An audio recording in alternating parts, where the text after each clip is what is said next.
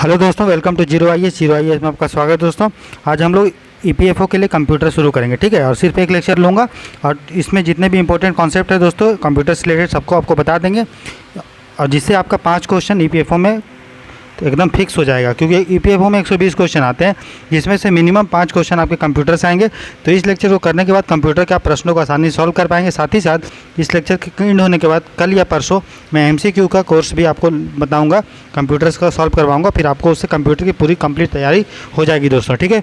ये lecture Hindi English दोनों में होगा और इसका पीडीएफ आपको दोनों लैंग्वेज में मिल जाएगा, ठीक है। और पीडीएफ कहाँ पर मिलेगा? तो टेलीग्राम चैनल पर मिलेगा, और टेलीग्राम चैनल का लिंक मैं इस वीडियो के डिस्क्रिप्शन बॉक्स में डाल दूंगा दोस्तों, ठीक है। तो इस लेक्चर को प्रेजेंट कर रहा हूँ मैं, मेरा नाम राहुल परमार है दोस्तों।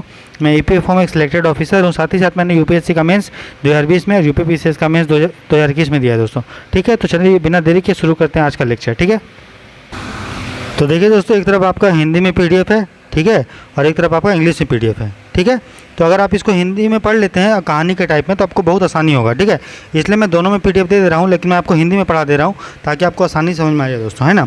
तो देखिए, कंप्यूटर शब्द का उत्पत्ति जो है कंप्यूट वर्ड से हुआ है। कंप्यूट का मतलब होता है दोस्तों गणना करना, मतलब कैलकुलेट करना, ठीक है। तो शुरू में इसलिए इसको कंप्यूटर बोलते थे क्योंकि इसका ही प्रयोग होता था कैलकुलेशन के रूप में, एक कैलकुलेटर के रूप में प्रयोग होता था, ठीक है। बाद में इसको जो है सिर्फ देखा गया कि यार कंप्यूटर सिर्फ कैलकुलेशन के लिए यूज़ नहीं होगा, और भी बहुत सारा पर्पस है, ठीक है। तो इसलिए इसका नाम जो है धीरे धीरे कंप्यूट से जो शुरू हुआ था, कंप्यूट वर्ड से, जिसका मतलब गणना करना है, वो अब वो एक्सपेंड करके विस्तृत हो गया और बहुत सारे चीज़ में इसका यूज करने लगे, चाहे वो एडमिनिस्ट्रेशन का यूज हो या मेडिसिन का हो, एजुकेशन का, स्पोर्ट्स, डिफेंस, सोप, मार्केट और बहुत सारा यूज, ठीक है दोस्तों। तो कंप्यूटर क्या है? कंप्यूटर एक इलेक्ट्रॉनिक डिवाइस है जिसके मदद से हम लोग प्रॉब्लम को सॉल्व करते हैं, चाहे वो शिक्षा का हो या होम का हो, medicine, science, technology, research, design, publishing, communication में कंप्यूटर का यूज करते हैं। तो किस तरह से कंप्यूटर का विकास हुआ उसके बारे में देखेंगे। तो 1642 में देखिए यहाँ भी लिखा हुआ है, चार्ल्स बेबेज जो है दोस्तों, ब्लेज पास्कल जो है विश्व का पहला यांत्रिक कैलकुलेटर बनाया। किसने बनाया? तो ब्लेज पास्कल ने, ठीक है। विश्व का पहला यांत्रिक मतलब मैकेनिकल कैलकुलेटर बनाया, और इसे क्या नाम दिया गया? पास्कलिन। तो पहला जो है मैकेनिकल कैलकुलेटर था उसका क्या नाम था दोस्तों? पास्कलिन। मैंने शुरू में बताया कि कंप्यूटर का सबसे पहले प्रयोग कैलकुलेटर के रूप में होता था, और उसका शुरू में नाम क्या था? पास्कलिन था, जिसको बनाया था ब्लेज पास्कल ने 1642 में। फिर जाके 1833 में, ठीक है, ब्रिटिश साइंटिस्ट थे चार्ल्स बेबेज, ठीक थे। ये पहला आदमी थे जो ऑटोमेटिक कैलकुलेटर बनाया, जिसको हम लोग कंप्यूटर बोलते थे। ये था मैकेनिकल कंप्यूटर, मतलब इसको चलाना पड़ता था हाँ मशीन से, और ये ऑटोमेटिक कैलकुलेटर था, ऑटोमेटिकली काम कर गया। किसने बनाया? चार्ल्स बेबेज ने। कंप्यूटर की पहली बार परिकल्पना की, स्वचालित कंप्यूटर सेल्फ ऑटोमेटिक चलेगा, ठीक है। लेकिन 40 वर्ष के बावजूद वे इसे बना ना सके, ठीक है। लेकिन कोशिश किया, प्रयास किया और बनाया भी, लेकिन 40 वर्ष के, ठीक है, कोशिश किया, डिजाइन विजाइन सब किया, परिकल्पना किया, लेकिन बना नहीं सके। इसलिए इनको बोला जाता है फादर ऑफ मॉडर्न कंप्यूटर। सर्वप्रथम कंप्यूटर प्रोग्राम तैयार करने का श्रेय जो है इनकी एक स्टूडेंट थी, नाम था एडा ऑगस्टा लवलेस, को दिया जाता है, ठीक है। और इन्होंने अपने नाम पर एक कंप्यूटर प्रोग्राम का नाम रखा एडा, ठीक है। तो सबसे पहले चार्ल्स बेबेज जो था वही थे कंप्यूटर के जनक, कंप्यूटर के फादर बोला जाता है। इनकी स्टूडेंट थी एडा ऑगस्टा लवलेस, जिन्होंने कंप्यूटर प्रोग्राम बनाया था पहली बार, जिसका नाम था एडा, ठीक।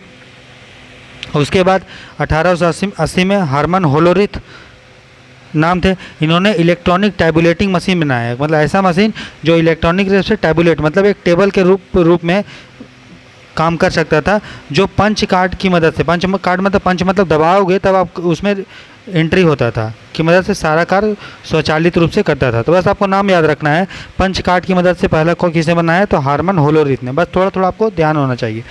1937 में पहला मैकेनिकल कंप्यूटर बनाया दोस्तों, मार्क 1। उसका नाम क्या था? मार्क 1 किसने बनाया? होवार्ड एकिन ने। तो होवार्ड एकिन ने पहली बार फर्स्ट मैकेनिकल कंप्यूटर बनाया, ठीक है।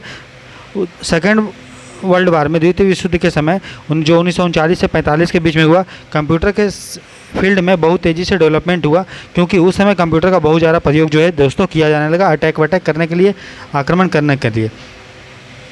फिर गणना मशीन, गणना मतलब वर्ल्ड का फर्स्ट इलेक्ट्रॉनिक कंप्यूटर, जिसका नाम था दोस्तों ENIAC फर्स्ट। ये विश्व का पहला इलेक्ट्रॉनिक कंप्यूटर था, ठीक है। हम लोगों ने पहले देखा वो सब क्या था? मैकेनिकल कंप्यूटर था, लेकिन विश्व का पहला इलेक्ट्रॉनिक कंप्यूटर नाम था, उसका नाम था ENIAC। किसने बनाया? तो जॉन मेस्ली और JP इकर्ट ने बनाया, ठीक है। इसमें स्विच के रूप में क्या यूज होता था, स्विच के रूप में तो इलेक्ट्रॉनिक वाल्व या वैक्यूम ट्यूब का यूज होता था दोस्तों। बस आपको नाम याद रखना है। विश्व का पहला इलेक्ट्रॉनिक कंप्यूटर का नाम ENIAC था, जिसको JP इकर्टन जॉन मॉस्ले ने बनाया, ठीक है। और इसमें क्या यूज होता था, वैक्यूम ट्यूब या इलेक्ट्रॉनिक वाल्व यूज होता था, ठीक है। उसके बाद सबसे बड़ा योगदान इसको दिया जॉन वान न्यूमैन ने दिया, जॉन वान न्यूमैन ने, जिसने EDVAC बनाया। EDVAC का फुल फॉर्म है इलेक्ट्रॉनिक डिस्क्रीट वेरिएबल कंप्यूटर, 1921 में बनाया, ठीक है। और उसमें क्या यूज किया, स्टोर्ड प्रोग्राम को उन्होंने यूज किया दोस्तों, ठीक है। EDVAC कंप्यूटर बनाया जिसमें क्या यूज हुआ, स्टोर्ड प्रोग्राम का यूज हुआ, मतलब पहले से प्रोग्राम स्टोर होता था, उसी के बेसिस पे कंप्यूटर काम करता था। तो आप देख रहे हो जो कंप्यूटर पहले कैलकुलेटर के रूप में यूज होता था, वो किस तरह से धीरे धीरे दोस्तों एक्सपेंड किया और हम लोग उसका अलग अलग यूज करने लगे, ठीक है। और ये जो EDVAC कंप्यूटर था वो किस पे काम करता था, बाइनरी सिस्टम पे। बाइनरी सिस्टम क्या बोलते हैं, 0 और 1 को हम लोग बाइनरी सिस्टम बोलते हैं, ठीक है। उसके बाद धीरे धीरे कंप्यूटर का डेवलपमेंट होने लगा और कंप्यूटर का जो तकनीक है दोस्तों उसका 5 जनरेशन में डेवलप हुआ, 5th जनरेशन में, ठीक है। तो हम लोग को बस ये याद रखना है कि जनरेशन का नाम, उसका टाइम के बाद उसमें क्या क्या इलेक्ट्रॉनिक कंपोनेंट थे, मेन इलेक्ट्रॉनिक घटक क्या थे और उसका एग्जाम्पल, बस इतना ही आपको ध्यान देना है। तो देखिए फर्स्ट जनरेशन, इसमें कुछ समझाने का नहीं, बस याद कर लो। फर्स्ट जनरेशन 1940 से 42 में, इसमें यूज होता है दोस्तों इलेक्ट्रॉनिक वाल्व और वैक्यूम ट्यूब। इलेक्ट्रॉनिक वाल्व और वैक्यूम ट्यूब नाम है EDVAC और UNIVAC, ठीक। सेकेंड जनरेशन 1952 से 64 यूज होता था इसमें दोस्तों ट्रांजिस्टर। डायरेक्ट पूछेगा आपसे कि ट्रांजिस्टर किस जनरेशन में यूज होता था, तो सेकेंड जनरेशन में, ठीक है। नाम है IBM, देखिए IBM से इसका नाम है, IBM 700, IBM 1401, IBM 1620, CDC 33600, Atlas और ICL, बस आपको नाम याद होना चाहिए। थर्ड जनरेशन में क्या यूज होता था, इंटीग्रेटेड सर्किट। टाइम था 1964 से 71, ठीक है। आप मोटा मोटी याद रखो, ये था 40 से 50, ये था 50 से 60, ये था 60 से 70, ये था 70 से बाद, ऐसे करके याद रखो, ठीक है। तो 1964 मतलब 60 से 70 वाला टाइम में था। इंटीग्रेटेड सर्किट IC जिसको बोलते हैं यूज होता था, IBM 360, 370, NCL और ये सब है, बस आपको मोटा मोटी याद रखना चाहिए। अगर इसमें इंपॉर्टेंट पूछेंगे तो मैं ये वाला नाम आपको याद रखने बोलूँगा, और एटलस नाम याद रख लीजिएगा, एप्पल याद रख लीजिएगा। तो फोर्थ जनरेशन में चतुर्पीढ़ी में बृहद एकीकृत सर्किट जो LSI large integrated circuit LIC बोलते हैं दोस्तों, LIC यूज होता था, ठीक है। इंटीग्रेटेड सर्किट यहाँ होता था, लेकिन बड़े बड़े integrated circuit, large integrated circuit use होते थे, और इसका एग्जांपल है एप्पल और DCM, ठीक। फिफ्थ जनरेशन जिस पर अभी रिसर्च हुआ है, अभी आया नहीं है, उसमें ऑप्टिकल फाइबर और आर्टिफिशियल इंटेलिजेंस होता है यूज, ठीक है दोस्तों। और कहीं कहीं ये अभी भी प्रयोग में है, ठीक है। तो इस तरह से 5 जनरेशन का कौन कौन सा कंप्यूटर था, कब आया था और उसका में क्या यूज होता था। इसमें जैसे इलेक्ट्रॉनिक वाल्व यूज होता था, इसमें ट्रांजिस्टर, इसमें IC, इसमें LIC, ये सब यूज होता था, वो आपको ध्यान रखना है, ठीक। इसमें ऑप्टिकल फाइबर और आर्टिफिशियल इंटेलिजेंस, ठीक है दोस्तों। चलिए अब है कंप्यूटर के प्रकार। तो ये तो हो गया कंप्यूटर का कौन कौन सा जनरेशन पीढ़ी। अब देखेंगे कंप्यूटर का प्रकार, ठीक है। तो आकार पे आधार पे, मतलब साइज के आधार पे कंप्यूटर 4 प्रकार के होते हैं, ठीक। एक को बोलते हैं माइक्रो, एक को बोलते हैं मिनी, और एक होता है मेन फ्रेम, और एक होता है सुपर कंप्यूटर। ये साइज के आधार पे है, ठीक है, अकॉर्डिंग टू साइज और कैपेसिटी कि कितना वो क्षमता, कितना काम कर सकता है। एक है माइक्रो कंप्यूटर, ठीक है। तो माइक्रो कंप्यूटर वैसा कंप्यूटर जो एक ही व्यक्ति द्वारा उपयोग में लाया जाता है, ठीक है, जिसके कारण इसको व्यक्तिगत कंप्यूटर, पर्सनल कंप्यूटर भी बोलते हैं, या PC जो हम लोग यूज करते हैं लैपटॉप, उसको बोलते हैं दोस्तों पर्सनल कंप्यूटर, ठीक है। ये एक छोटे से मेज पर आ सकता है, और ये ऑफिस, घर और व्यवसाय में इसका प्रयोग हम लोग कर सकते हैं। स्टोरेज अगर क्षमता देखेंगे, कैपेसिटी, वो थोड़ा लिमिट होता है, क्योंकि जो है इसका पर्सनल काम के लिए प्रयोग होता है दोस्तों, ठीक है। दूसरा है दोस्तों मिनी कंप्यूटर। तो मिनी कंप्यूटर क्या होगा, माइक्रो कंप्यूटर से दोस्तों, ठीक है। तो माइक्रो कंप्यूटर से बड़ा होता है दोस्तों मिनी। माइक्रो मतलब क्या होता है, 10⁻⁻⁶। मिनी मतलब क्या होता है, 10⁻³ मतलब उससे बड़ा होगा। तो माइक्रो से बड़ा होता है, और इसको बड़ा मेज में आसानी से ये आ सकता है दोस्तों, ठीक है। इसमें एक साथ 20-30 टर्मिनल पर काम किया जा सकता है, मतलब एक बड़ा सा कंप्यूटर होगा, इसे 20 तार निकला होगा, तो 20 डिवाइसेस दोस्तों इससे जुड़ सकता है, ठीक है। अब है दोस्तों मेन फ्रेम कंप्यूटर। तो मेन फ्रेम कंप्यूटर क्या है, ऐसा कंप्यूटर जो मिनी कंप्यूटर से बड़ा होगा, है ना। ये बड़े आकार के होते हैं, ठीक है। इसका स्टील के फ्रेम में लगाकर किया जाता है दोस्तों।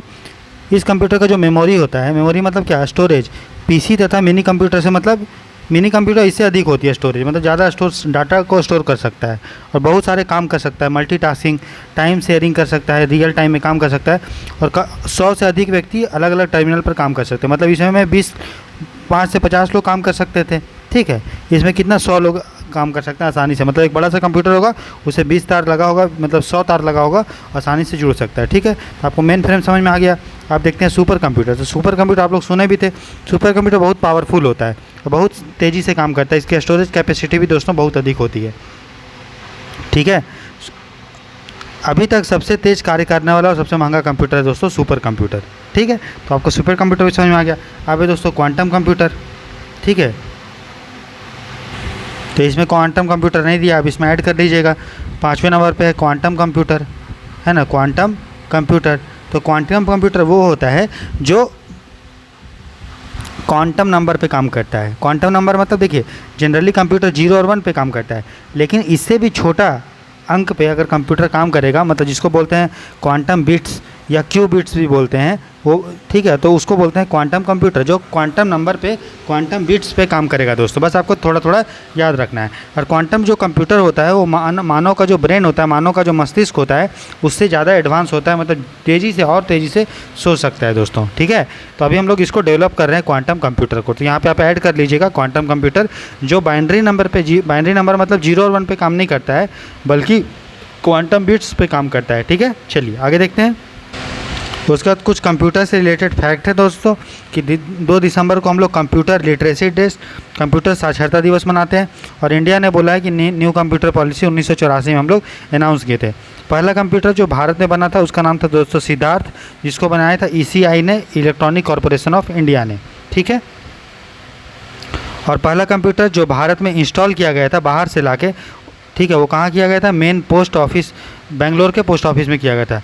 पहला pollution free computerized petrol pump था भारत का मुंबई में। पहला कंप्यूटर यूनिवर्सिटी था राजीव गांधी यूनिवर्सिटी। तो जो डेटा इसमें अगर नहीं होगा तो आप इस दोनों से मैच करके लिख लेंगे, ठीक है। बेंगलोर को सिलिकॉन वैली बोला जाता है। सिलिकॉन वैली कहाँ है, अमेरिका में। तो इंडिया का सिलिकॉन वैली किसको बोलते हैं, बेंगलोर को बोलते हैं। पहला इंडियन न्यूज़पेपर जो इंटरनेट में मिलता था, छपा था, वो द हिंदू था। इंडिया टुडे पहला मैगजीन था दोस्तों जो इंटरनेट पे आपको मिल सकता था, ठीक है। भारतीय जनता पार्टी पहला पॉलिटिकल पार्टी थी जो अपना वेबसाइट ने बनाया था, ठीक है। तो जनरली 3 टाइप का कंप्यूटर होता है, एक डिजिटल कंप्यूटर होता है, एक एनालॉग होता है, एक हाइब्रिड होता है। तो डिजिटल कंप्यूटर और एनालॉग कंप्यूटर और तीसरा हाइब्रिड कंप्यूटर, ये तीनों आपको ध्यान रखना है।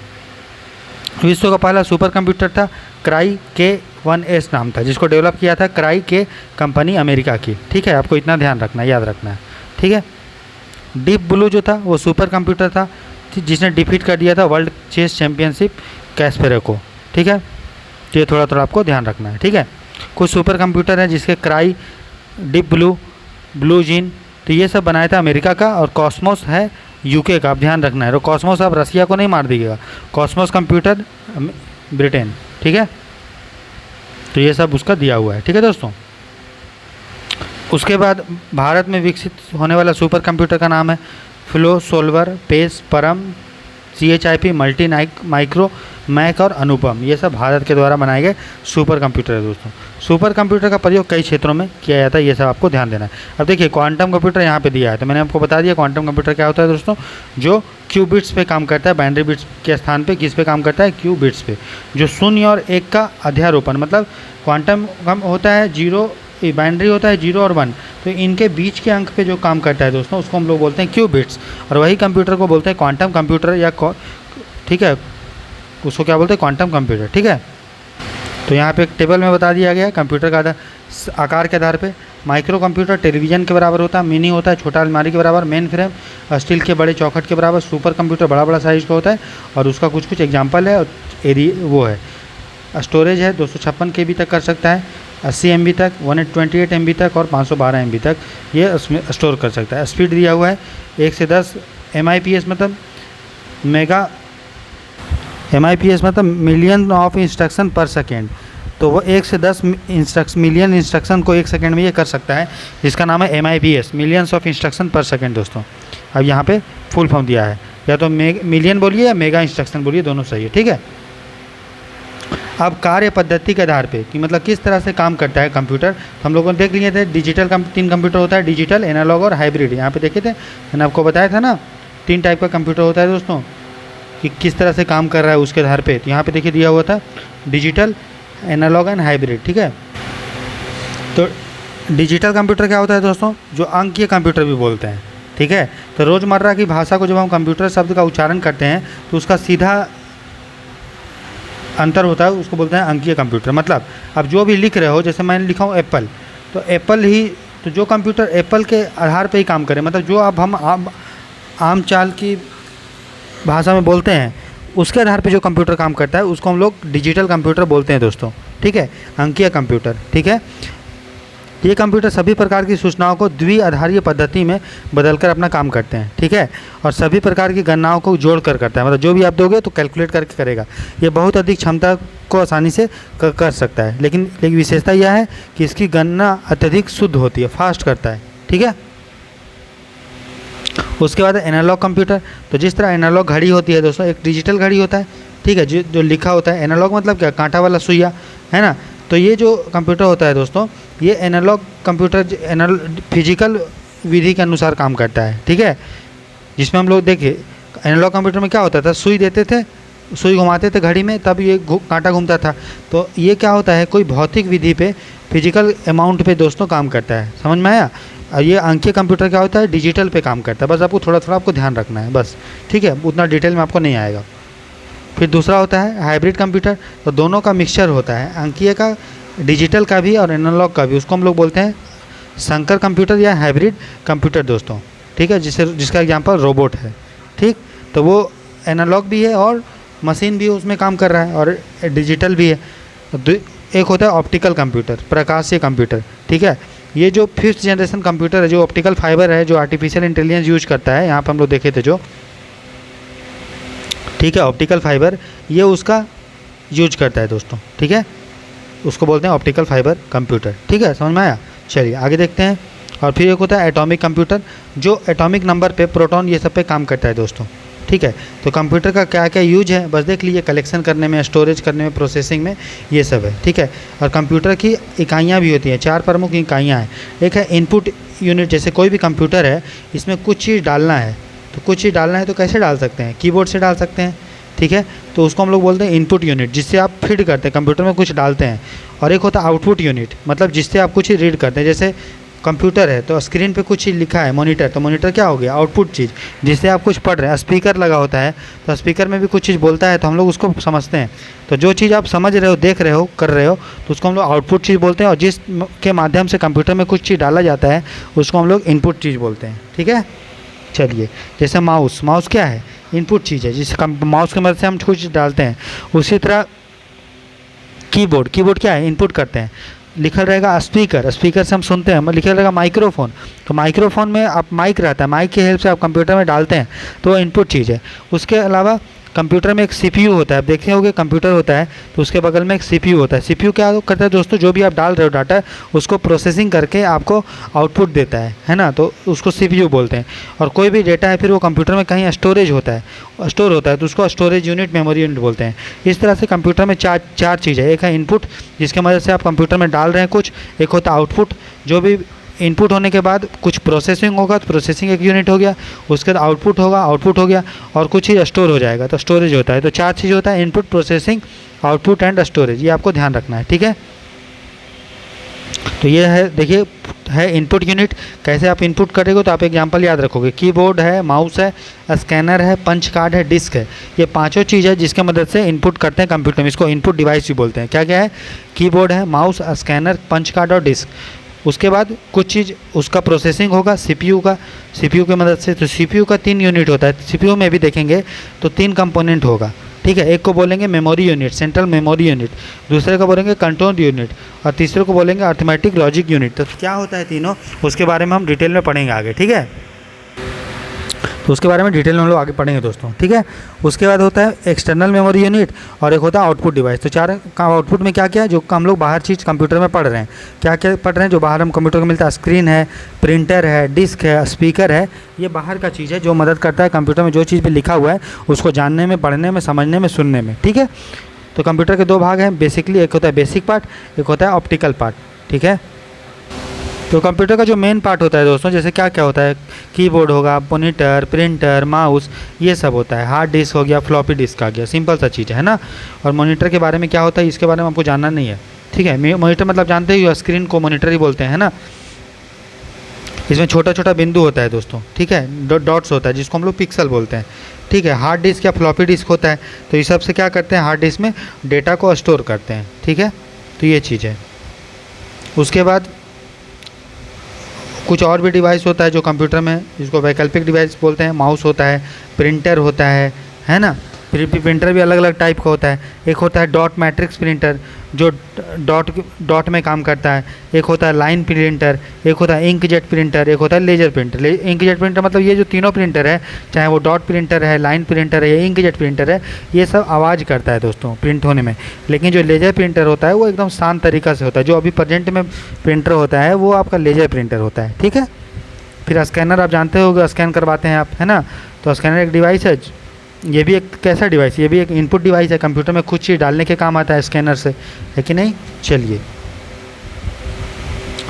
उसके बाद कंप्यूटर दो पद्धति से कार्य करता है, एक होता है हार्डवेयर, एक होता है सॉफ्टवेयर। हार्डवेयर चीज़ जिसको कंप्यूटर का वो पार्ट जिसको आप टच कर सकते हो, जैसे माउस है, छू सकते हो। माउस है, मॉडेम है, डिस्क है, टेप रिकॉर्डर है, जिसको आप छू सकते हैं। सॉफ्टवेयर मतलब प्रोग्राम जिसके मदद से कंप्यूटर काम करता है, प्रोग्राम को मदद से, उसको सॉफ्टवेयर बोलते हैं, ठीक है। तो सॉफ्टवेयर कितने टाइप के होते हैं, एक होता है ऑपरेटिंग सिस्टम, ठीक है। जिस तरह से कंप्यूटर के काम करने के लिए जो सिस्टम ऑपरेट करता है, जिसके मदद से कंप्यूटर काम करता है, उसको ऑपरेटिंग सिस्टम बोलते हैं, ठीक है। एक होता है लैंग्वेज प्रोसेसर, जो कंप्यूटर, अब हम लोग कंप्यूटर में कुछ डालते हैं एप्पल, तो कंप्यूटर एप्पल थोड़ी पढ़ता है, कंप्यूटर इसको प्रोसेस करता है, ठीक है। और कंप्यूटर के भाषा में कन्वर्ट हो जाता है, उसको हम लोग बोलते हैं दोस्तों लैंग्वेज प्रोसेसर, ठीक है, ठीक है। तो उसको लैंग्वेज प्रोसेसर बोलते हैं। जो कंप्यूटर के उपयोग करने वाले को दी जाने वाले प्रोग्राम को क्या बोलते हैं, भाषा संसाधक या लैंग्वेज प्रोसेसर दोस्तों। इसमें भी दिया है, देखिए, ठीक है दोस्तों। तो उसमें भी दिया इंग्लिश वाले में। फिर वो एक है एप्लीकेशन प्रोग्राम, जो हम लोग अलग अलग एप्लीकेशन ऐप्स खोलते हैं दोस्तों कंप्यूटर में, चाहे वो MS DOS है या MS Excel है ना, या C++ है। तो उसके लिए जो प्रोग्रामिंग डेवलप होता है उसको एप्लीकेशन प्रोग्राम बोलते हैं। एक है सब रूटीन प्रोग्राम, ठीक है।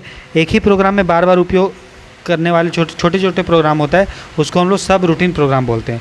और एक होता है यूटिलिटी प्रोग्राम, जो सॉफ्टवेयर कंप्यूटर के ऑपरेटिंग सिस्टम से जुड़ा होता है, उसको हम लोग सॉफ्टवेयर प्रोग्राम बोलते हैं दोस्तों।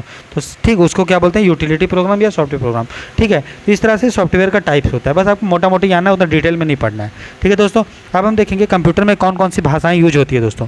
तो हम लोग देखेंगे प्रोग्रामिंग लैंग्वेज के बारे में, ठीक है। तो कंप्यूटर का जो भाषा होता है वो 3 टाइप में हम लोग डिवाइड कर सकते हैं दोस्तों। एक को बोलते हैं मशीन कोड लैंग्वेज, ठीक है, मशीन कोड भाषा, ठीक है।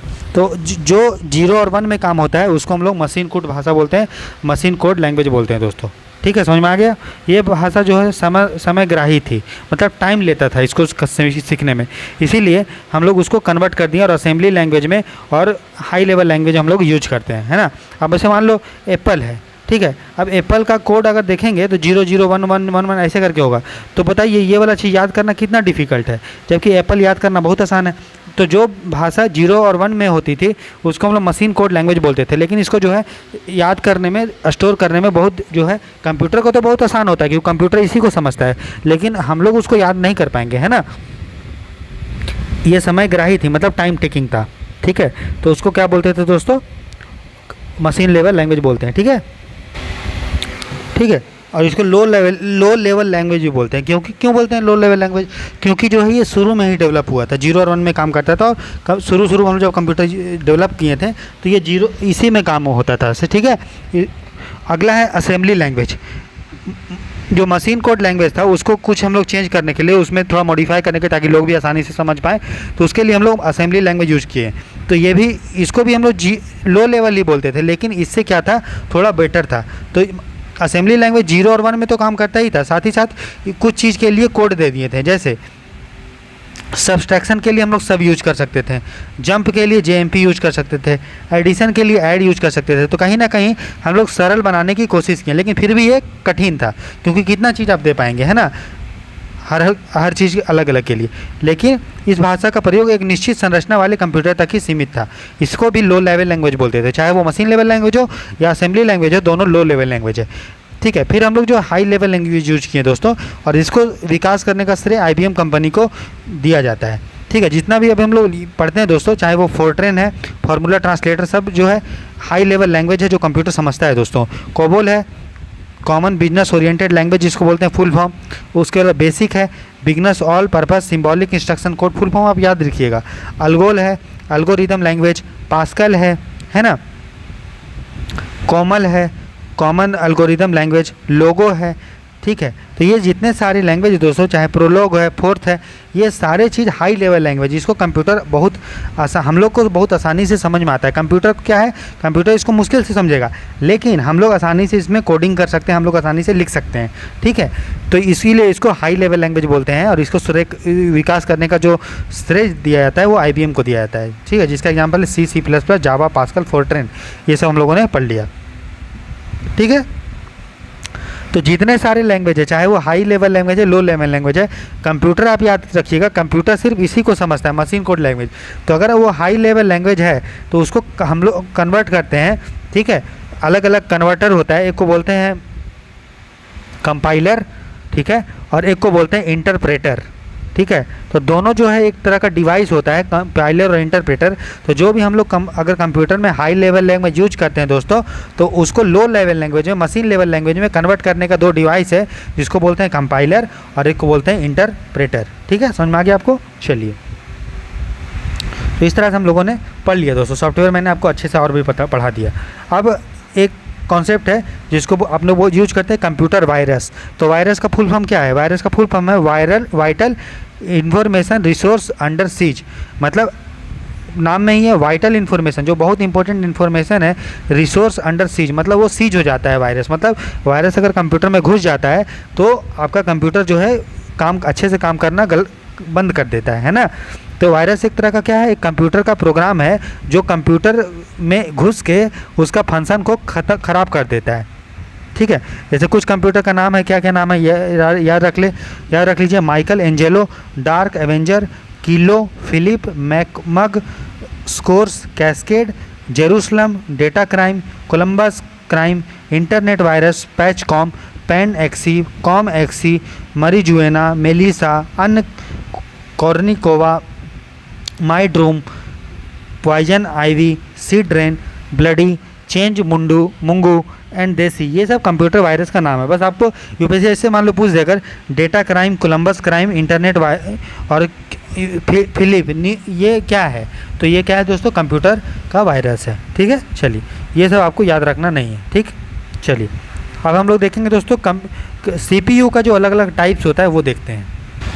तो देखिए दोस्तों, जो हम लोग मशीन देखते हैं कंप्यूटर के बगल में होता है ऐसे लंबा सा, उसको हम लोग CPU बोलते हैं। ठीक है, CPU क्या करता है, जितना भी जैसे हमने कुछ दिया, मान लो बोलें कि A = 2 है, B = 3 है और हमको A + B निकालो, तो कितना होगा? 5।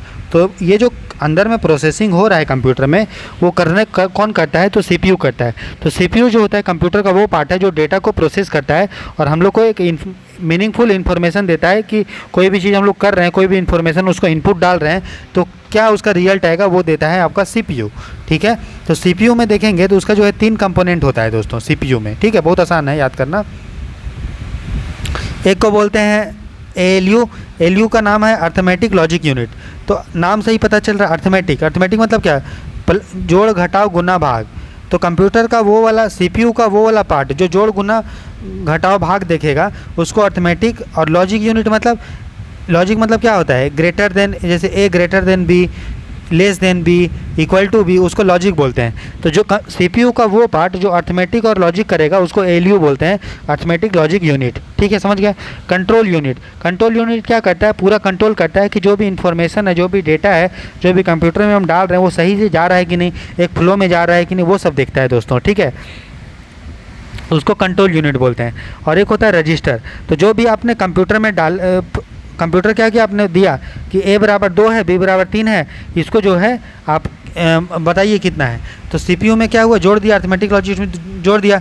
कंट्रोल यूनिट में गया कि A बराबर कितना जाएगा, B बराबर कितना जाएगा, वो डिसाइड करता है कंट्रोल यूनिट। और रजिस्टर में क्या हुआ? A + B कैलकुलेट होकर कुछ समय के लिए स्टोर रहता है दोस्तों। तो जिस चीज़ में स्टोर होता है उसको हम लोग बोलते हैं रजिस्टर। तो रजिस्टर क्या होता है? स्टोरेज लोकेशन होता है जहाँ पे डेटा टेम्पररी कुछ समय के लिए स्टोर होता है दोस्तों। ठीक है, ये आपको ध्यान रखना है। ठीक है दोस्तों, तो आप देखिए हम लोग ये वाला PDF आपको दूंगा, नया वाला है ना, अच्छा वाला। ठीक है, तो देखिए ठीक है दोस्तों, ये वाला अच्छा वाला PDF आपको प्रोवाइड किया जाएगा। ठीक है, तो पढ़ने में भी ताकि आसानी से आप इसका जेरोक्स निकाल के पढ़िए, है ना। तो देखिए मेमोरी जो होता है, मेमोरी मतलब क्या, जो जहाँ पे डाटा स्टोर होता है कंप्यूटर में, उसको दोस्तों मेमोरी बोलते हैं। तो मेमोरी दो टाइप का होता है, एक होता है प्राइमरी मेमोरी, ठीक है, और दूसरा होता है दोस्तों सेकेंडरी मेमोरी। ठीक है, क्या होता है? एक होता है प्राइमरी मेमोरी और दूसरा होता है सेकेंडरी मेमोरी। तो प्राइमरी मेमोरी दो प्रकार का होता है। ठीक, एक को बोलते हैं रैम और दूसरे को बोलते हैं दोस्तों रोम। तो रैम मतलब को फुल फॉर्म है रैंडम एक्सेस मेमोरी। तो प्राइमरी मेमोरी वो मेमोरी होता है, ठीक है, जहाँ पे जैसे कि अभी आप कुछ कंप्यूटर पे काम कर रहे हैं, ठीक है, और काम करते करते अगर कंप्यूटर में डेटा स्टोर हो रहा है, जैसे आप लिखें a+b = 5, ठीक है, a+b बराबर c और c बराबर लिख दिए d+c = e, इस तरह से लिए। मतलब अगर हमको e का वैल्यू निकालना है तो हमें d और c का वैल्यू चाहिए, है ना। तो c किस पे डिपेंड है? a और b पे। इसका मतलब ए और बी का जो डाटा है वो कहीं कैलकुलेट होकर सी में स्टोर होगा और स्टोर होने के बाद फिर इसमें आएगा, फिर डी का वैल्यू आप डालेंगे तो ये बराबर d+c कैलकुलेट होगा। तो जब प्रोग्रामिंग हो रहा है दोस्तों, तो उस समय जो डेटा स्टोर हो रहा है, जब आप काम कर रहे हो कंप्यूटर पे और उस समय डेटा स्टोर हो रहा है करते करते, ठीक है, तो उसको हम लोग बोलते हैं, जहाँ स्टोर होता है उसको हम लोग बोलते हैं प्राइमरी डेटा। इसका लिमिटेड कैपेसिटी होता है दोस्तों और डेटा इसमें लॉस हो जाता है। एक बार अगर कंप्यूटर पे स्विच ऑफ हो जाएगा तो डेटा दोस्तों स्टॉप हो जाएगा, ख़त्म हो जाएगा, है ना। इसलिए इसको वोलेटाइल बोलते हैं। वोलेटाइल मतलब क्षणभंगुर है, कुछ समय के बाद ऑटोमेटिकली डेटा दोस्तों ख़त्म हो जाता है। ठीक, समझ गए। तो उसका एग्जाम्पल है रैम और दूसरा होता है रोम। तो रैम को फुल फॉर्म है दोस्तों रैंडम एक्सेस मेमोरी। ठीक है, ये इंटरनल मेमोरी है कंप्यूटर में, CPU में जो है CPU के अंदर ये रहता है। ठीक है, इसका काम है डेटा को स्टोर करना, प्रोग्राम और का जो भी रिजल्ट है उसको स्टोर करना। ये रीड और राइट मेमोरी भी बोलते हैं, मतलब इसमें आप लिख भी सकते हैं और पढ़ भी सकते हैं। ठीक है, समझ गए। जैसे इसका एग्जांपल है DRAM, SRAM और SDRAM। ठीक है, DRAM मतलब dynamic random access memory, SRAM मतलब स्टैटिक रैंडम एक्सेस मेमोरी। और क्या होता है जानने की जरूरत नहीं है, ठीक है। और SDRAM मतलब synchronous dynamic random access memory. ठीक है, तो याद रखिएगा रैम में हम लिख भी सकते हैं और पढ़ भी सकते हैं।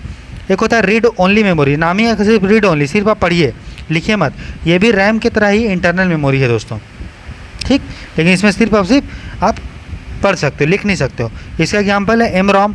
MROM का मतलब masked read only memory, PROM programmable read only memory, EPROM erasable and programmable read only memory. बस फुल फॉर्म आप याद रखिएगा, EEPROM electrically erasable and programmable read only memory दोस्तों। तो ये जो मेमोरी था वो कंप्यूटर में दोनों रैम हो चाहे रोम हो, दोनों कंप्यूटर में स्टोर रहता है और तभी तक डेटा इसमें स्टोर रहता है जब तक कंप्यूटर काम कर रहा है। कंप्यूटर स्विच ऑफ हो जाएगा तो डेटा जो दोस्तों उड़ जाएगा, ख़त्म हो जाएगा। ठीक है, तो प्राइमरी मेमोरी समझ गए, जो कंप्यूटर में फिक्स होता है, जो जब प्रोग्राम रन होता है तो उसी में डेटा स्टोर होता है। इसके अलावा सेकेंडरी मेमोरी जिसको द्वितीयक मेमोरी बोलते हैं, जैसे आप यूज करते हैं CD यूज करते हैं, DVD यूज करते हैं, BRD यूज करते हैं, है ना, memory card, pen drive, hard disk, ये सब यूज करते हैं, वो सब क्या है दोस्तों सेकेंडरी मेमोरी है। ठीक है, जो भी आप चिप बाहर से कंप्यूटर में डालते हैं वो सब, है ना। एक होता है कैचे मेमोरी। कैचे मेमोरी भी एक तरह का सेकेंडरी मेमोरी है ना। ये बहुत हाई स्पीड में डेटा कुछ समय के लिए स्टोर करता है। कैच मेमोरी में क्षमता बहुत कम होता है स्टोर करने का, लेकिन इसका स्पीड दोस्तों बहुत फास्ट होता है। ठीक है, ये एक बफर का काम करता है CPU के बीच में और मेन मेमोरी के बीच में। मेन मेमोरी मेरा क्या है बताइए, और CPU क्या है आपको पता है, तो दोनों के बीच में ये बफर का काम करता है। ठीक है, उसको बोलते हैं कैच मेमोरी। ठीक है, ये एक अर्धचालक मेमोरी होता है दोस्तों, सेमीकंडक्टर मेमोरी, जो CPU के स्पीड को बढ़ा देता है क्योंकि डेटा इसमें कुछ समय के लिए स्टोर हो जाता है। ये CPU और मेन मेमोरी के बीच में बफर का काम करती है। ठीक है, समझ में आ गया आपको, सिंपल है। उसका फ्लॉपी डिस्क क्या होता है ये आप खुद से पढ़ लेंगे, आपको आसानी समझ में आए दोस्तों। मैग्नेटिक टेप्स क्या होता है, ठीक है। इसके अलावा और भी कंप्यूटर में डिवाइस होता है। कीबोर्ड क्या होता है, माउस आपको सब पता है। जॉयस्टिक, जॉयस्टिक से दोस्तों हम लोग गेम खेलने का काम आता है ना, ये भी जो है एक इनपुट डिवाइस है। लाइट पेन, जॉयस्टिक से मतलब जॉयस्टिक एक माउस का टाइप का होता है, समझ लो एक माउस का टाइप होता है, गेम वेम खेलने का काम आता है। लाइट पेन जैसे कंप्यूटर में कुछ लिखते हो वो लाइट पेन की मदद से लिखते हैं। ट्रैक बॉल, ट्रैक बॉल जो होता है वो कंप्यूटर के जैसा होता है, ठीक है। ट्रैक बॉल जो होता है दोस्तों वो माउस की तरह होता है, बस आपको ये याद रखना है। ट्रैक बॉल जो होता है माउस की तरह होता है, तो माउस एक इनपुट डिवाइस है, तो ट्रैक बॉल भी एक इनपुट डिवाइस है। स्कैनर एक इनपुट डिवाइस है। डिजिटाइजर ये एनालॉग सूचनाओं को डिजिटल रूप में कन्वर्ट करता है। माइक्रोफोन, जो माइक होता है दोस्तों वो माइक्रोफोन बोलते हैं। MICR magnetic ink character reader, जो चेक होता है दोस्तों, बैंक में जो चेक होता है तो चेक को जो पढ़ने का तरीका होता है, मशीन होता है, उसको MICR बोलते हैं, ठीक। एक OCR, ये भी उसी तरह होता है, ऑप्टिकल कैरेक्टर रीडर, जो कैरेक्टर को ऑप्टिकली मतलब प्रकाश की मदद से स्कैन करता है, पढ़ता है, ठीक है। बारकोड रीडर, देखे होंगे आप शॉपिंग करने जाते हैं तो आपके जो भी सामान लेते हैं उसमें बारकोड होता है, तो उसको रीड करने का काम आता है बारकोड रीडर। ये होता है OMR, जो हम लोग OMR मतलब हम लोग OMR शीट होता है दोस्तों, उसको रीड करने का काम होता है। OMR मार्क रीडर के काम मशीन करता है, ठीक है। समझ में आया? चलिए, फिर मैंने ये बता दिया दोस्तों कि असेंबलर क्या होता है ना। असेंबलर मैंने बता दिया था। असेंबली लैंग्वेज को, असेंबली लैंग्वेज क्या होता है, जो 0 और 1 में साथ ही साथ जो और भी कीवर्ड में काम करता है, जैसे सब्सट्रैक्शन के लिए हम लोग सब यूज करते थे, एडिशन के लिए ऐड यूज करते थे, तो उस पर भी काम करता है। तो हमने आपको क्या बताया था, कंप्यूटर जो है सिर्फ मशीन लैंग्वेज को समझता है। तो जो अब हमको अगर कंप्यूटर में हम असेंबली लैंग्वेज लिख रहे हैं तो उसको कन्वर्ट करना चाहिए मशीन लैंग्वेज में, तो असेंबलर क्या करता है, असेंबली लैंग्वेज को मशीन लैंग्वेज में करता है। उसी तरह इंटरप्रेटर क्या करता है, हाई लेवल लैंग्वेज, जो हम लोग देखें C++, जावा है, तो उसको कन्वर्ट करता है मशीन लेवल लैंग्वेज में। और अगर वो लाइन बाय लाइन करेगा, मतलब हम लोग पूरा कंप्यूटर लिख दिए, पूरा प्रोग्राम लिख दिए, अगर वो लाइन बाय लाइन कर रहा है कन्वर्ट, हाई लेवल लैंग्वेज को एक लाइन पढ़ा फिर कन्वर्ट कर दिया, फिर दूसरी लाइन पढ़ा फिर उसको मशीन लेवल में कर दिया, फिर तीसरी लाइन पढ़ा फिर उसको मशीन लेवल में कर दिया, तो अगर लाइन बाय लाइन करता है दोस्तों उसको इंटरप्रेटर बोलते हैं। और कंपाइलर क्या होता है, एक ही बार में पूरा कन्वर्ट कर देता है, ठीक है। समझ में आ गया? तो यही अंतर है इंटरप्रेटर और कंपाइलर में। दोनों में समानता ये है कि दोनों हाई लेवल लैंग्वेज को मशीन लेवल में कन्वर्ट करेगा, लेकिन इंटरप्रेटर लाइन बाय लाइन करेगा और कंपाइलर एक ही बार में करता है, ठीक है। ये आपको अच्छे से मैंने बता दिया। अब है दोस्तों ये थोड़ा डेटा भी याद रख लीजिएगा, किलो ऐसे पढ़ लो, 1 किलोबाइट बराबर, सबसे पहले याद रख लीजिए बिट क्या होता है। बिट मतलब 0 और 1 को बिट बोलते हैं, ठीक है। निब्बल क्या होता है, तो 4 बिट के समूह को एक निब्बल बोलते हैं, 8 बिट के समूह को एक बाइट बोलते हैं, ठीक है दोस्तों, ये आपको ध्यान होना चाहिए। उसके बाद 1024 किलो बाइट को, 1024 बाइट को बोलते हैं किलो बाइट, फिर 1024 किलो बाइट को मेगा बाइट, फिर इधर आ जाएगा, फिर 1024 मेगाबाइट को क्या बोलेंगे, गीगाबाइट, फिर इधर आ जाएगा 1024 गीगाबाइट को टेराबाइट, फिर ये इधर आ जाएगा 1024 टेराबाइट को पेटाबाइट। तो ऐसे याद कर लो, kilobyte, megabyte, gigabyte, terabyte, petabyte, ठीक है, हेक्साबाइट, ऐसा करके होता है दोस्तों। Kilobyte, megabyte, gigabyte, terabyte, petabyte, hexabyte, ऐसा करके आप ध्यान रख के थोड़ा मोड़ा याद कर लो, ताकि हो सके आपको पूछ दे UPSC कि बढ़ते क्रम में लिखिए कि स्टोरेज किसका ज़्यादा होगा, तो गीगाबाइट का ज़्यादा होगा, मेगाबाइट का ज़्यादा होगा किलोबाइट से, तो ऐसा आप याद रख लो, ठीक है। उसका सॉफ्टवेयर क्या होता है दोस्तों, मैंने अच्छे से आपको पढ़ा दिया है ना। उसके बाद हम लोग देखेंगे दोस्तों नेटवर्किंग के बारे में, जो हम लोग यूज करते हैं कंप्यूटर, इंटरनेट, उसके बारे में देखते हैं, ठीक है। तो नेटवर्क मतलब क्या, कंप्यूटर अगर एक दूसरे से जुड़ा हुआ है और डेटा का एक्सचेंज हो रहा है तो उसी को नेटवर्क बोलते हैं, है ना, इंटरनेट बोलते हैं, ठीक है दोस्तों। तो इसमें कौन कौन सा होता है, कितने कंपोनेंट होते हैं, 5 कंपोनेंट। एक होता है सेंडर, वैसे एक कंप्यूटर है, एक आपका कंप्यूटर एक मेरा कंप्यूटर, हमको इसे डेटा भेजना है, तो एक सेंडर होगा भेजने वाला, एक रिसीवर होगा, तो 2 लोग तो हो गया, एक सेंडर एक रिसीवर। और कैसे आप भेज रहे हैं डेटा, क्या आप तार की मदद से भेज रहे हैं या वाईफाई की मदद से भेज रहे हैं, कि ये कौन सा डिवाइस यूज करें, उसको बोलते हैं सेंडर इक्विपमेंट। फिर कम्युनिकेशन चैनल कैसे हो रहा है, तार की मदद से हो रहा है या केबल की मदद से हो रहा है, वो हो गया। या फिर मॉडेम, मतलब डेटा भेज रहे हो तो ये डेटा को इंटरप्रेट भी कर रहा है ना, समझ भी रहा है, तो कैसे कर रहा है, तो मॉडेम की मदद से। तो ये 5 चीज़ होता है, सेंडर, रिसीवर, ठीक है, सेंडर का मीडियम इक्विपमेंट, कम्युनिकेशन चैनल और रिसीवर का इक्विपमेंट, ठीक है। ये 5 चीज़ होता है, आपको ध्यान देना है, ठीक है। तो एरिया के हिसाब से जो नेटवर्क होता है दोस्तों, उसको अलग अलग टाइप में हम लोग डिवाइड करते हैं। एक को बोलता है लैन, जैसे मान लीजिए कोई ऑफिस है, तो इसमें जो इंटरनेट यूज हो रहा है इसके ऑफिस के लिए ही, बाहर का यूज आदमी नहीं कर पाएगा, उसको लैन बोलते हैं। लैन का नाम ही है लोकल एरिया नेटवर्क, मतलब एक उस जो नेटवर्क होगा उस ऑफिस के आदमी ही काम कर पाएंगे, बाहर का आदमी काम नहीं कर पाएगा, उसको लैन बोलते हैं। ठीक है, इसका एरिया जो होता है 10 किलोमीटर के अंदर होता है। उससे बड़ा होता है दोस्तों मैन, मेट्रोपॉलिटन एरिया नेटवर्क। इसमें भी दिया होगा, हिंदी वाले में भी दिया होगा, देखिए। तो मेट्रोपॉलिटन एरिया नेटवर्क क्या होगा, लैन से थोड़ा बड़ा होगा दोस्तों। ठीक है, एक कैंपस को कवर करेगा। ठीक है, ये आपको ध्यान देना है।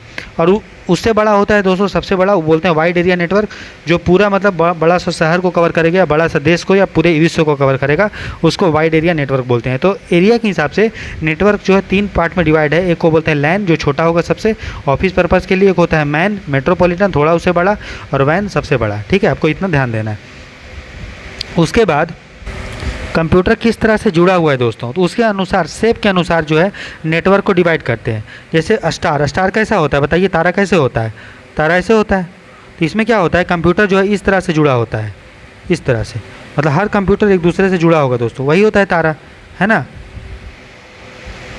अगर मान लो ये वाला कट गया तार, तो फिर भी ये कंप्यूटर जो है इससे बात कर सकता है ऐसे करके, है ना।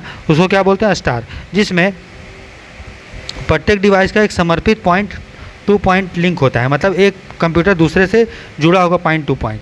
ठीक है, और जो केवल एक केंद्रीय नियंत्रक से जुड़ा होता है, और यहाँ पे एक सेंटर होगा जो सबसे जुड़ा होगा, मतलब एक ऐसा डिवाइस है और सब उससे कनेक्टेड है दोस्तों। ठीक है, और ये आपस में भी कनेक्टेड है, उसको बोलते हैं दोस्तों स्टार। ठीक है, ट्री क्या होता है, तो पेड़ कैसा होता है बताइए, पेड़ इस तरह से होता है ना, इस तरह से पेड़ होता है, तो उसको बोलते हैं स्टार। रिंग कैसा होता है, इसमें गोला गोला कंप्यूटर जुड़ा होता है रिंग में, बस आपको इतना ही ध्यान देना है। बस कैसा होगा दोस्तों, इसमें एक मेन लाइन होगा, उससे साइड में ऐसे से जुड़ा होगा, उसको हम लोग बस बोलते हैं। ठीक है, बस आपको थोड़ा थोड़ा ध्यान रखना है। ठीक है, एक लंबा केबल होगा, उससे सभी डिवाइस जुड़ा होगा। रिंग में गोला से जुड़ा होगा, ट्री में ट्री का शेप में जुड़ा होगा, स्टार में एक बीच वाला होगा और फिर उससे सब जुड़े होंगे। ठीक है, तो यही अंतर है आपका स्टार, ट्री, रिंग, बस। ठीक, चलिए तो अगला टॉपिक देते हैं दोस्तों, उसका नाम है दोस्तों ऑपरेटिंग सिस्टम। तो ऑपरेटिंग सिस्टम क्या करता है, जैसे आप एक कंप्यूटर है, ठीक है, ये आप हैं, कंप्यूटर में कुछ डेटा डाल रहे हैं, ठीक है, और कंप्यूटर उसको किस तरह से रीड कर रहा है। अगर मान लीजिए कंप्यूटर बढ़िया, आप बोल रहे हो a = 3 दो, और ये बोल रहा है नहीं a = हम 5 लेंगे। ठीक है, तो आप गलत, ये आपका गलत तरीक़ा से कैलकुलेट करेगा, है ना। तो आपके बीच में और कंप्यूटर के बीच में जो एक इंटरफेस का काम करता है, ताकि दोनों आसानी से जुड़ पाएँ, काम कर पाएँ, उसको करने का जो जरिया होता है, जो करता है ये काम, उसको ऑपरेटिंग सिस्टम बोलते हैं। तो ऑपरेटिंग सिस्टम एक प्रोग्राम होता है जो प्रयोगकर्ता, मतलब यूजर, और हार्डवेयर जो मशीन है, उसके बीच में एक इंटरफेस का काम करता है। तो ये इंटरफेस का काम करता है बिटवीन यूजर एंड कंप्यूटर दोस्तों। तो किस तरह से ऑपरेटिंग सिस्टम होता है, ठीक है, तो आपको देख लीजिए, ये यूजर इंटरफेस है, उसके बीच में फाइल को मैनेज करने का सिस्टम है, फिर इनपुट आउटपुट है, फिर मेमोरी, और बीच में कर्नल है। कर्नल मतलब जो मेन सिस्टम का मेन पार्ट है दोस्तों, उसको कर्नल बोलते हैं। मेमोरी में जहाँ डाटा स्टोर होता है, इनपुट आउटपुट समझते हो, इनपुट मतलब जिसके मदद से आप कंप्यूटर में कुछ चीज़ डाल रहे हैं, जैसे माउस है, कीबोर्ड है। आउटपुट मतलब जिसके मदद से कंप्यूटर आपको कुछ दे रहा है, जैसे स्क्रीन है, स्पीकर है।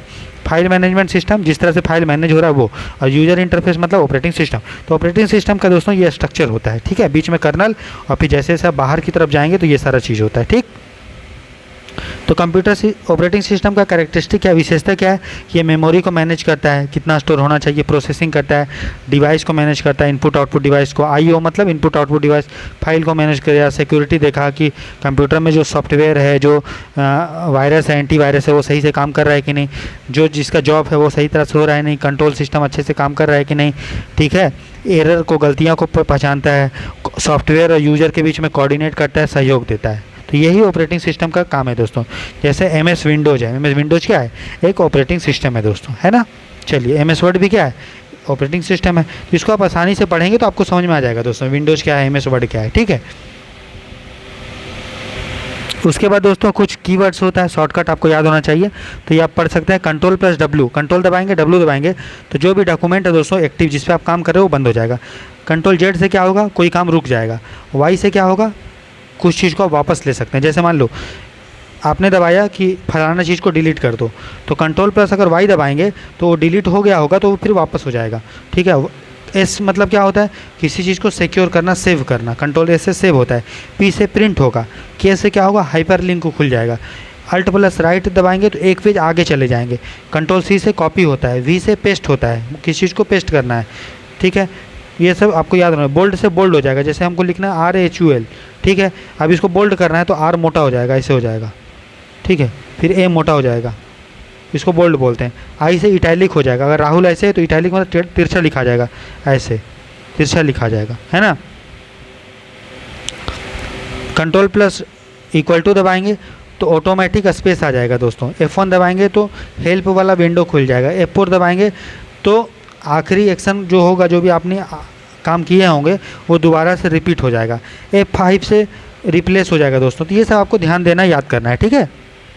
वो तरह उसी तरह इंग्लिश में आपको दिया हुआ है, ठीक।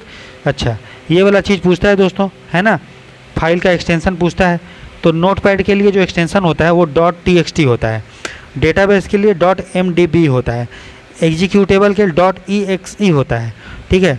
वर्ड के लिए .doc होता है। स्प्रेडशीट जो आप एक्सेल में स्प्रेडशीट बनाते हैं, PPT होगा, .excel होगा, पावर पॉइंट .ppt होगा।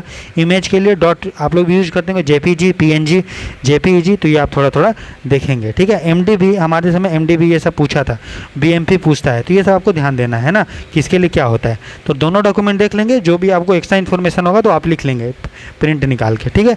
ये एक्सेल के बारे में दिया हुआ है, तो MS एक्सेल में आपको पता ही है क्या क्या करते हैं, है ना। वर्कशीट बनाते हैं दोस्तों, ठीक है। जो आपने देखा होगा MS एक्सेल में कॉलम होता है, रो होता है, बचपन में सब करते हैं, है ना, तो उसको एक्सेल बोलते हैं, ठीक है। स्प्रेड्स, फिर उसी तरह पावर पॉइंट में हम लोग PPT बनाते हैं, पावर प्रेजेंट डॉक में क्या करते हैं हम लोग वर्ड MS वर्ड बनाते हैं, है ना। तो ये आपको ध्यान देना है। उसी तरह पावर के पॉइंट के बारे में दिया है, इसको रिपीट करने से मतलब नहीं है, एक बार आप पढ़ेंगे तुरंत आपको समझ में आ जाएगा दोस्तों, ठीक है। उसी तरह दोस्तों कंप्यूटर से रिलेटेड कुछ वर्ड्स है ना, जैसे एबॉर्ट का क्या मतलब होता है, तो इसको आप अगर एक बार पढ़ लेंगे तो आपको आसानी समझ में आ जाएगा, रिपीट करने से मतलब नहीं है। फिर कंप्यूटर वायरस के बारे में मैंने बता दिया, उसका टाइप्स है, कौन कौन सा टाइप्स होता है, तो इसमें भी दिया हुआ है कंप्यूटर वायरस का टाइप, यहाँ से भी आप देख सकते हैं। तो दोनों डॉक्यूमेंट लगभग एक है, फिर भी एक बार दोनों को पढ़ लेंगे, और कुछ अगर एक्स्ट्रा अगर लग रहा है तो आप उसको नोट कर सकते हैं। जैसे यहाँ पे देखिए कंप्यूटर वायरस दोनों में दिया हुआ, कुछ एब्रीविएशन शब्दावली है दोस्तों, कुछ फुल फॉर्म है, शॉर्टकट है, आप आसानी से देख सकते हैं, ठीक है। तो इस तरह से हमारा कंप्यूटर का जो PDF है दोस्तों, वो लेक्चर है वो कंप्लीट हो गया। बस आप इसको एक बार अच्छे से पढ़ लेंगे तो आपको पूरा जो है कंप्लीट हो जाएगा, कुछ करने की जरूरत नहीं है। फिर मैं आपको MCQ करवा दूंगा, तो उससे आपको पूरा कंप्यूटर से रिलेटेड जो क्वेश्चन 5 क्वेश्चन आते हैं टोटल 12.5 नंबर का, तो आपका पूरा कवर हो जाएगा, ठीक है दोस्तों। तो इस तरह से आप कंप्यूटर का लेक्चर देख रहे थे, जितने जो भी इंपॉर्टेंट चीज़ है मैंने आपको ओवरव्यू दे दिया है। आप एक बार PDF पढ़ेंगे तो आपको पूरा आसानी से दोस्तों समझ में आ जाएगा। हमें इसमें पंचायत नहीं करना है, PhD नहीं करना है, ठीक है।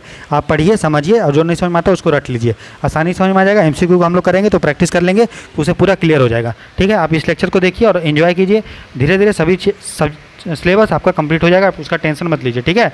आपका MCQ भी प्रैक्टिस करवाएंगे, सब करवाएंगे। अभी हमारे पास 60 दिन से ऊपर टाइम है, तो उसकी आप टेंशन मत लीजिए, ठीक है। God bless you. मिलते हैं दोस्तों नेक्स्ट लेक्चर में, तब तक के लिए अपना ख्याल रखें, खुश रहें, मस्त रहें, ठीक है। बाय।